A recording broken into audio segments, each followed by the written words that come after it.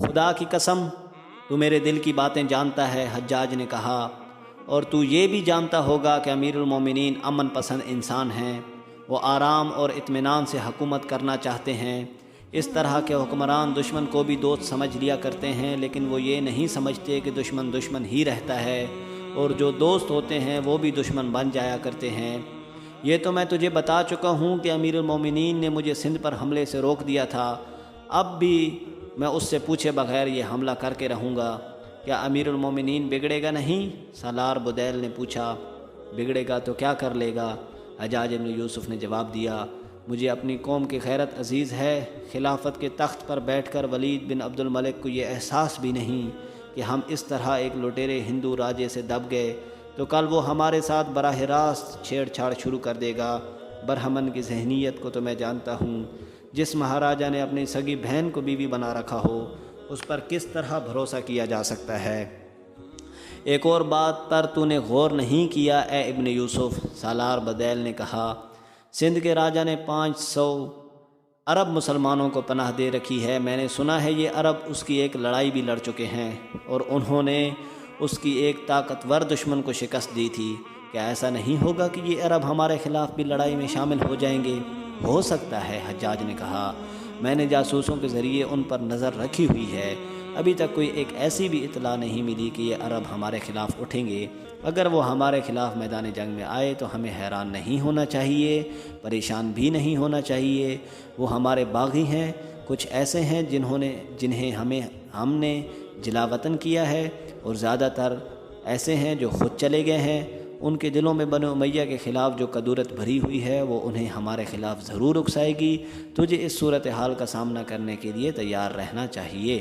ہاں ابن یوسف، سالار بدیل نے کہا، میں اس صورتحال کے لیے تیار ہوں، لیکن ایک بات کہہ دیتا ہوں کہ امت رسول صلی اللہ علیہ وسلم کا زوال اسی روز شروع ہو گیا تھا جس روز مسلمانوں کی تلواریں آپس میں ٹکرائی تھیں۔ میں پوری کوشش کروں گا کہ جو بھی میرے سامنے آئے وہ زندہ نہ رہے، لیکن اے ابن یوسف، میں ڈرتا ہوں کہ مسلمان پر تلوار اٹھاتے میرا ہاتھ کانپ جائے گا، پھر اس مسلمان کی تلوار تمہارا سر تمہارے جسم سے الگ کر دے گی اے بدیل۔ حجاج نے کہا، میں خلیفہ کی اجازت کے بغیر اتنی بڑی اور اتنی دور جو جنگی کارروائی کر رہا ہوں وہ اسلام کے وقار کے لیے ہی تو ہے، لیکن یہ مت بھول کہ جس طرح ولید بن عبد الملک مسند خلافت پر بیٹھے رہنے کے لیے اپنے سگے بھائی کا گلا کاٹنے سے بھی باز نہیں آتا، اسی طریقے سے میں بھی اپنی امارت کے تحفظ کے لیے چند ایک مسلمانوں کا خون بہانے سے دریغ نہیں کروں گا۔ میں خلافت کا وفادار تو ہوں، لیکن میں اتنا طاقتور بننا چاہتا ہوں کہ خلیفہ مجھ سے باز پرس کرنے کی جرت بھی نہ کر سکے۔ اور اے ابن تحفہ، تیری قسمت تیرے ہاتھ میں ہے، اگر تو سندھ کو فتح کر لے گا تو میرے حکم سے تو ہی وہاں کا امیر ہوگا۔ حجاج بن یوسف کا کردار یہی تھا کہ وہ اسی وقت کے خلیفہ کی طرح اقتدار پسند تھا، لیکن قوم کے دشمن کو وہ دشمن سمجھتا تھا۔ اس نے یہ اظہار نمایاں طور پر کر دیا تھا کہ وہ خود ایک طاقت بننا چاہتا ہے، لیکن راجہ داہر نے جن مسلمان مسافروں کو لوٹ کر قید میں ڈال دیا تھا ان کی رہائی کے لیے حجاج انتقام کے جذبے سے پاگل ہوا جا رہا تھا، لیکن اسے شک بھی ہو جاتا تھا کہ فلاں کا سر اس کے اقتدار کے خلاف اٹھ رہا ہے تو وہ سر حجاج کی تلوار سے کٹ جاتا تھا۔ ابن تحفہ، حجاج نے سالار بدیل سے کہا، اب تم امان واپس نہیں جاؤ گے، میں تمہیں صرف 300 سپاہی دے رہا ہوں۔ میں نے مکران کے امیر محمد بن ہارون کو پیغام بھیج دیا ہے کہ وہ تمہیں 3000 سوار دے، تم سیدھے مکران اس کے پاس پہنچ جاؤ، وہ تمہیں آگے کی باتیں بھی بتا دے گا۔ میں نے جو جاسوس وہاں بھیجے ہوئے ہیں ان کا رابطہ محمد بن ہارون کے ساتھ ہے۔ راجہ داہر نے اپنے وزیر بدہمن کو بلایا۔ کیا میرا دانشور مند وزیر وقت کی خبر دے سکتا ہے؟ داہر نے اس سے پوچھا، کیا عرب سے ایک اور آندھی آئے گی؟ آندھیاں تو آیا ہی کرتی ہیں مہاراج، بدہمن نے کہا، کبھی پورب سے تو کبھی پشم سے۔ دیکھنا یہ ہے کہ ہم آندھی کا مقابلہ کرنے کے لیے تیار ہیں بھی یا نہیں۔ میں یہ بتا سکتا ہوں کہ عرب سے آندھی ضرور آئے گی۔ مسلمان اتنی جلدی شکست نہیں مانا کرتے، مہاراج کو چوکس رہنا چاہیے۔ رمل کا راجہ ہم پر چڑھ دوڑا تھا تو تم نے مشورہ دیا تھا کہ عرب کے ان مسلمانوں کا میدان میں اتارو جنہوں نے مکران میں اپنی پناہ لے رکھی ہے۔ راجہ داہر نے کہا، میں نے تمہارے مشورے پر عمل کیا تو ان عربوں نے ہی میرے دشمن کو بھگا دیا تھا۔ میں نے اب پھر انہیں کہا ہے کہ عرب کی فوج حملہ کرے تو وہ میری مدد کریں، لیکن ان کے سردار نے صاف انکار کر دیا ہے۔ وہ کہتا ہے کہ عرب کے مسافروں کو رہا کرو، اور اس نے یہ بھی کہا ہے کہ مسلمان کے خلاف کبھی نہیں لڑے گا۔ مجھے بتاؤ کہ میں ان مسلمانوں کے ساتھ کیا سلوک کروں؟ انہیں احسان فراموشی کی سزا دوں، ان کو مزہ چکھاؤں؟ نہیں مہاراج، وزیر بدہمن نے کہا، دشمنوں کی تعداد میں اضافہ نہ کریں۔ انہیں دشمن بنایا تو یہ پیٹھ پر وار کریں گے۔ ان کے ساتھ دوستی گہری کر لیں اور ان کے درمیان اپنے جاسوس چھوڑ دیں۔ معلوم کریں کہ ان کے ارادے کیا ہیں۔ انہیں دوست بنائیں لیکن ان پر بھروسہ نہ کریں۔ مسلمانوں کو ہمیشہ اپنا دشمن سمجھیں، انہیں وہیں محدود رہنے دیں۔ اگر انہیں ہر طرف گھومنے پھرنے کی اجازت دی گئی تو یہ اپنے مذہب کی تبلیغ شروع کر دیں گے۔ یہ وہ خطرہ ہے جو مہاراج کے سائے میں پرورش پا رہا ہے، اور یہ وہ اندھیرا ہے جو مہاراج کے چراغ کے نیچے ناچ رہا ہے۔ اگر انہوں نے عرب کے حملہ آوروں کے درپردہ بھی مدد کی تو میں ان سب کو قتل کروا دوں گا۔ راجہ طاہر نے کہا، سندھ میں اور سارے ہندوستان میں صرف ایک مذہب رہے گا، اور یہ مذہب ہوگا ہمارا۔ کیا مہاراج نے کبھی یہ نہیں سوچا کہ ان قیدیوں کو رہا کر دیا جائے تو کیا ہوگا؟ نہیں بدہمن، راجہ طاہر نے کہا، میں نے یہ کبھی نہیں سوچا۔ انہیں رہا کر دیا تو عرب کے حاکم مجھے کمزور سمجھنے لگیں گے۔ دوسری وجہ یہ ہے کہ میں عرب کے ایلچی کو جواب دے چکا ہوں کہ قیدی میرے پاس نہیں ہیں۔ اب میں کس منہ سے کہہ دوں کہ وہ میرے پاس ہیں؟ نہیں، میں ایسا نہیں کہہ سکتا۔ اب ان قیدیوں کی باقی عمر قید خانے میں ہی گزرے گی۔ تمام مؤرخوں نے لکھا ہے کہ جہاز کے مسافر اروڑ کے قید خانے میں بند کیے گئے تھے۔ اس قید خانے کے حاکم کا نام قبلہ تھا۔ تاریخ میں یہ پتہ نہیں چلتا کہ اس کا مذہب کیا تھا، بہرحال وہ مسلمان نہیں تھا۔ آج اس قید خانے کا کوئی نشان نہیں ملتا۔ راجہ طاہر کے زمانے میں یہ ایک مشہور قید خانہ ہوا کرتا تھا۔ اس کی اندرونی فضا پر ہیبت طاری رہتی تھی۔ اس میں جب کسی قیدی کو داخل کیا جاتا تو وہ انسانیت سے خارج ہو جاتا تھا اور اس کے ساتھ غیر انسانی سلوک کیا جاتا تھا۔ اس قید خانے کا ایک تہہ خانہ تھا جس میں ایک چھوٹی بڑی کوٹھریاں تھیں۔ جہازوں کے مسافروں کو انہی کوٹھریوں میں رکھا گیا تھا۔ ان میں پورے کنبے بھی تھے۔ ہر کنبے کے افراد کو ایک ایک کوٹھری دی گئی تھی۔ ان کی قید کی پہلی رات تھی۔ آدھی رات سے کچھ دیر پہلے قید خانے کا حاکم انہیں دیکھنے کے لیے آیا۔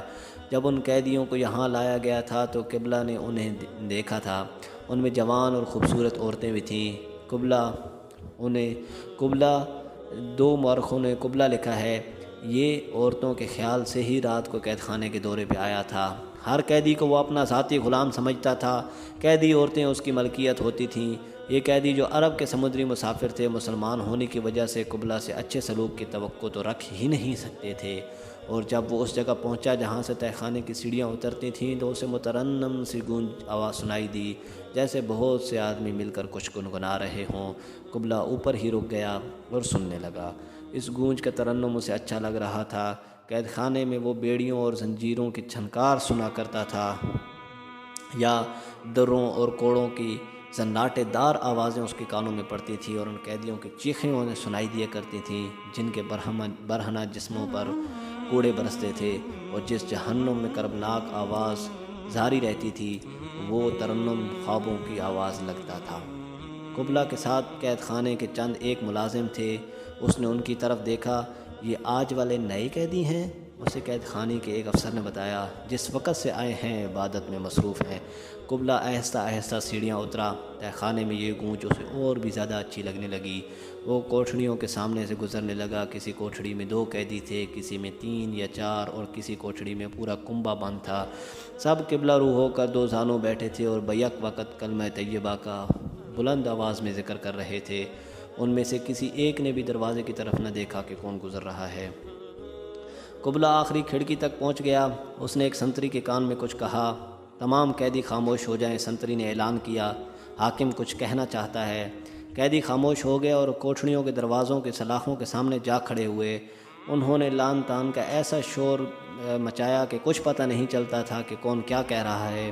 دروازوں کو تالے لگے ہوئے تھے۔ سنتریوں نے سلاخوں پر کوڑے اور ڈنڈے مارنے شروع کر دیے۔ ایک ہڑبونگ تھی جس پر قابو پانا محال نظر آتا تھا۔ کوئی ایک آدمی بات کرو، قبلہ نے کہا، میں تم سے کچھ پوچھنا چاہتا ہوں، ادھر آ۔ ایک بوڑھے عرب نے کہا، کون ہے تو میرے ساتھ بات کر۔ قبلہ اس کوٹھڑی کے دروازے کے سامنے جا کھڑا ہوا۔ کیا تو اس قید خانے کا حاکم ہے؟ بوڑھے نے غصے سے لرزتی ہوئی آواز میں پوچھا، کس جرم میں قید میں ڈالا ہوا ہے ہمیں؟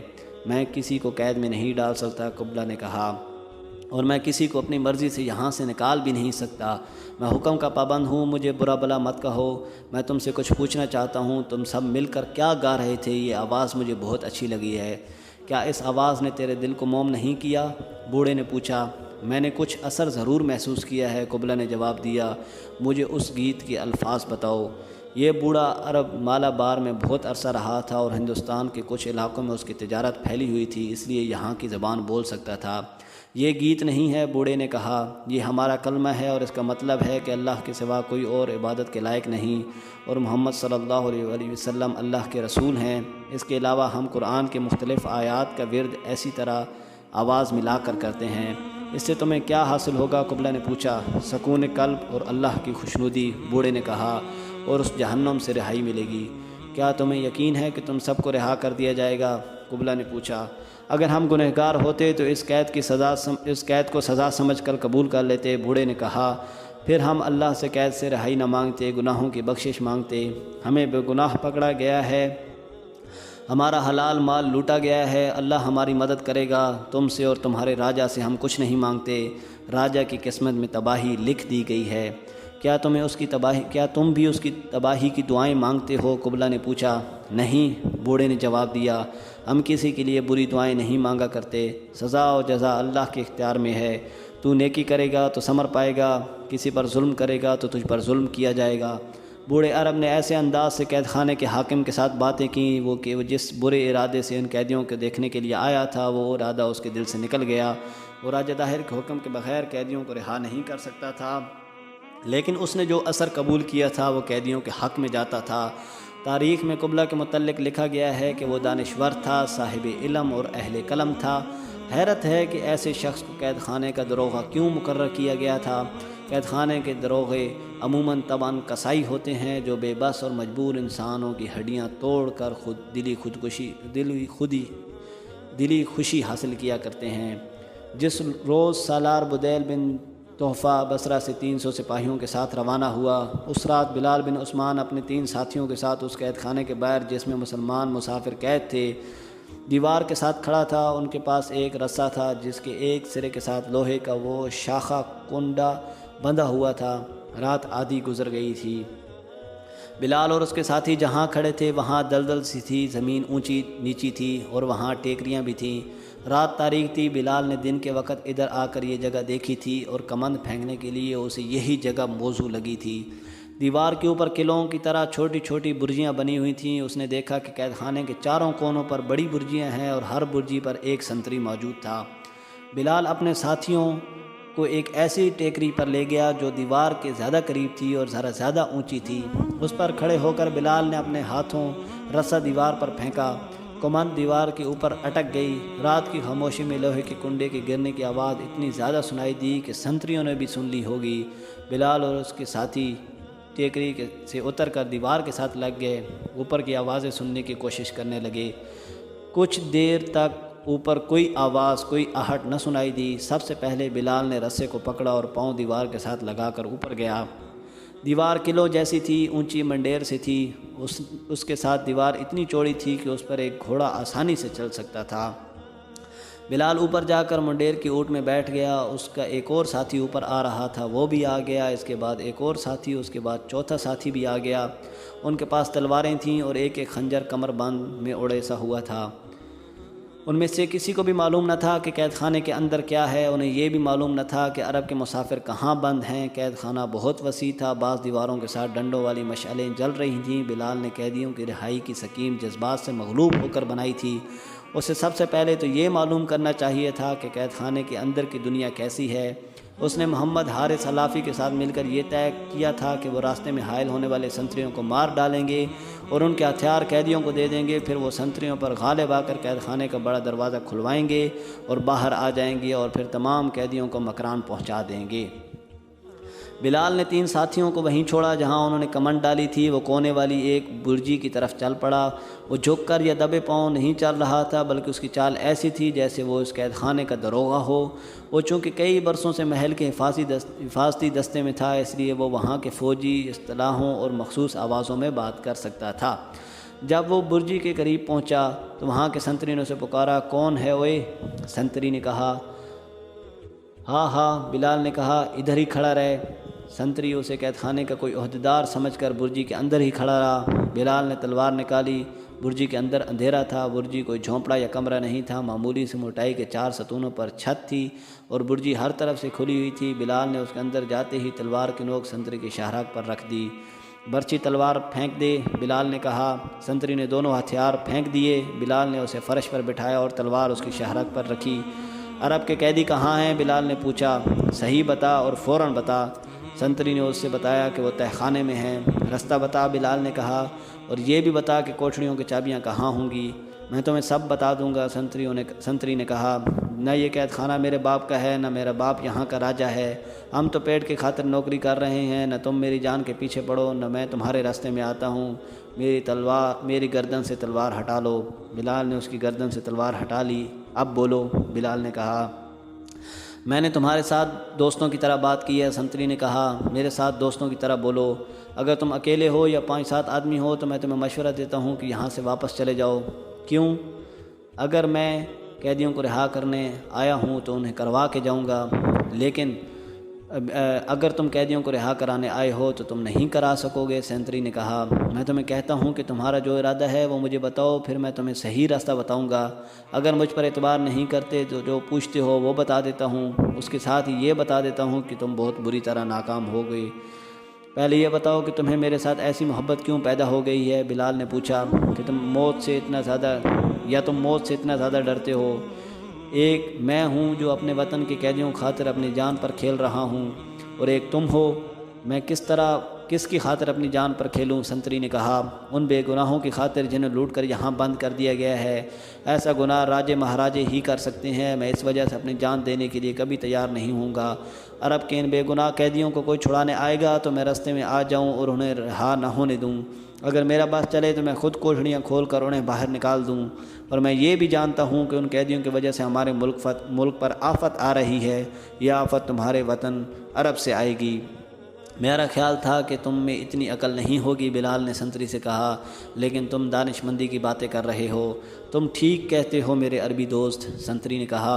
مجھے یہ باتیں میرے باپ نے بتائی ہیں۔ وہ کہتا ہے کہ ہمارا راجہ ایک بار عربی فوج کو شکست دے کر خوش ہو رہا ہے، لیکن وہ عربوں کو اچھی طرح نہیں جانتا۔ عربی لشکر ایک بار پھر آئے گا۔ ہمارا راجہ اپنے آپ کو آسمانوں کا دیوتا سمجھ بیٹھا ہے۔ اس سے اس کے اتنے بڑے گناہ کی سزا ضرور ملے گی کہ اس نے اپنی بہن کو بیوی بنا رکھا ہے۔ اب مجھے بتاؤ جو میں پوچھتا ہوں، بلال نے کہا۔